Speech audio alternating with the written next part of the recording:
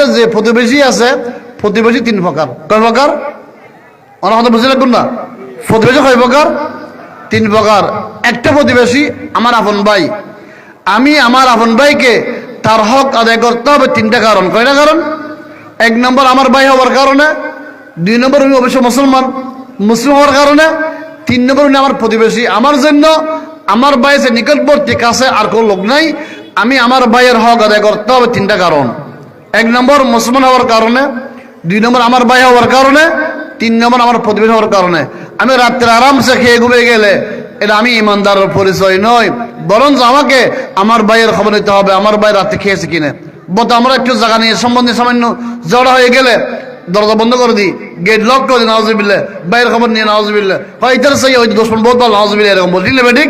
এরকম না হয় মতো নবী সাল্লাল্লাহু বলেছেন, ওয়াফু আম্মান যালামাকা সিলমান কাতাআকা, যে ব্যক্তি তোমাকে জুলুম করে তুমি মাফ করে দাও, সম্পর্ক জোড়াও, সম্পর্ক ভালো করো।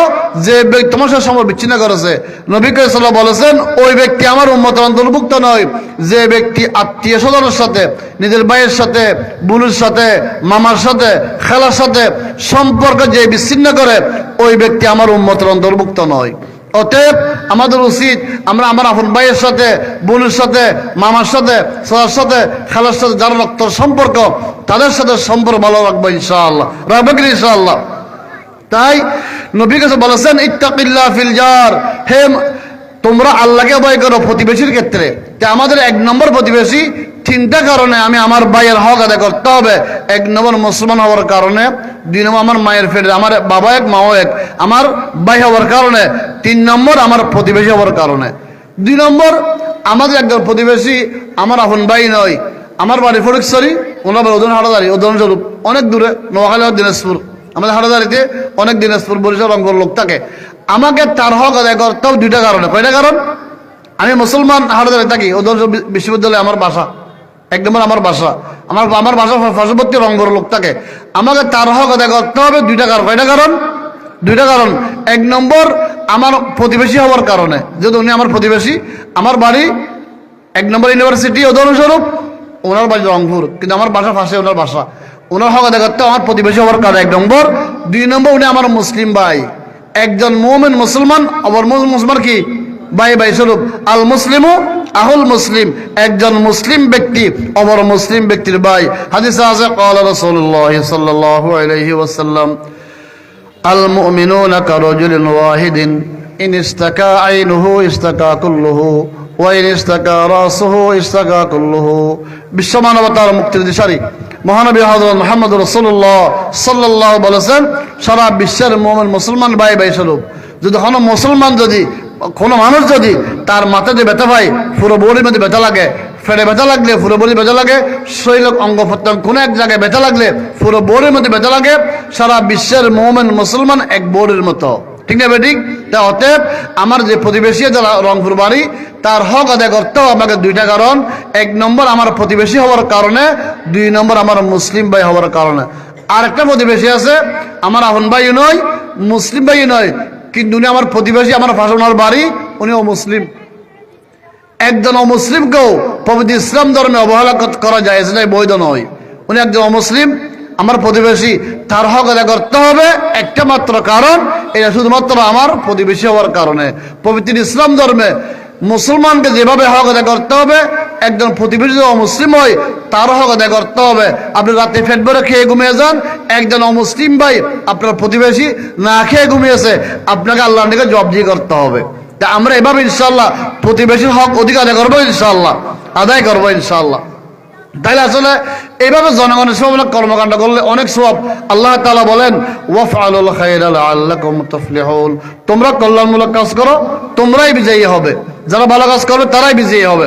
এবং অসংখ্য জায়গায় নবী করিম সাল্লাল্লাহু আলাইহি বলেছেন, ক্বালা রাসূলুল্লাহ সাল্লাল্লাহু আলাইহি ওয়াসাল্লাম, আনা ওয়া কাফিরুল ইয়াতীমি ফিল জান্নাতি হাকাযা ওয়া আশারা বিস-সাব্বাব ওয়াল উসতা ওয়া ফাররাজা বাইনাহুমা।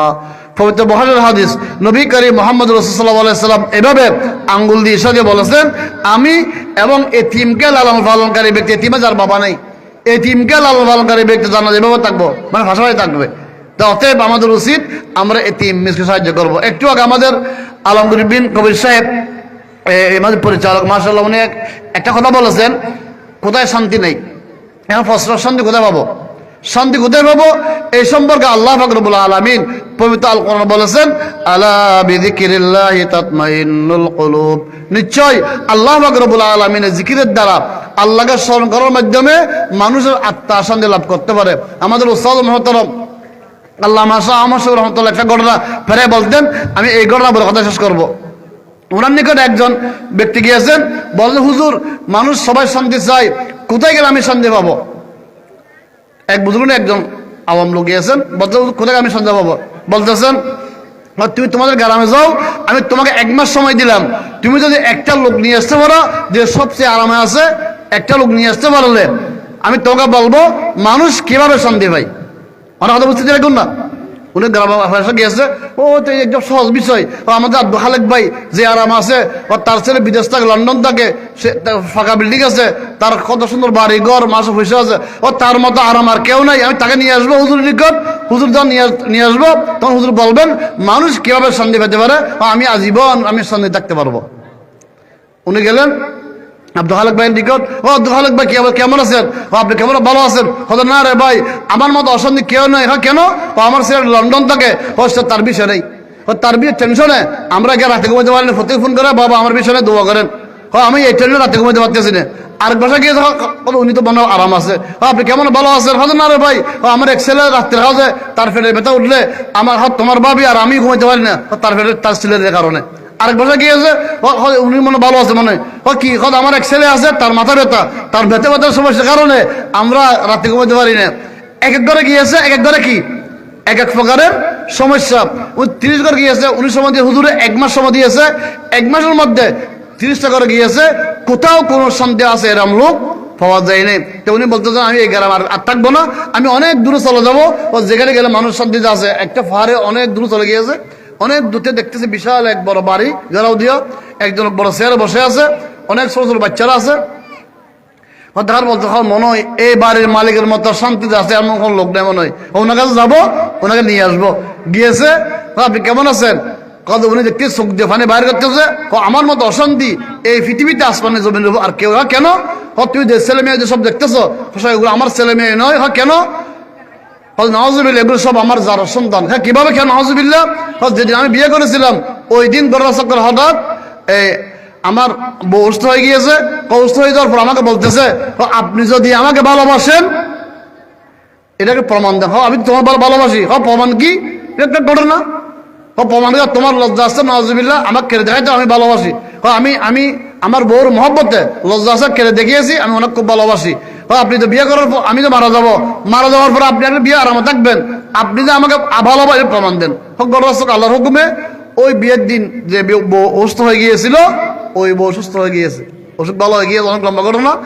এরপরে আমি তো আমার তখন আমি শরীর বডিয়াটিক, আমার কোনো অঙ্গ প্রত্যঙ্গ যখন কেড়ে হয়েছে, আমার আর শারীরিক বৈবাহিক যে সম্পর্ক যে একে সম্পর্ক স্থাপন করতে হবে ওই শক্তি আমার নাই।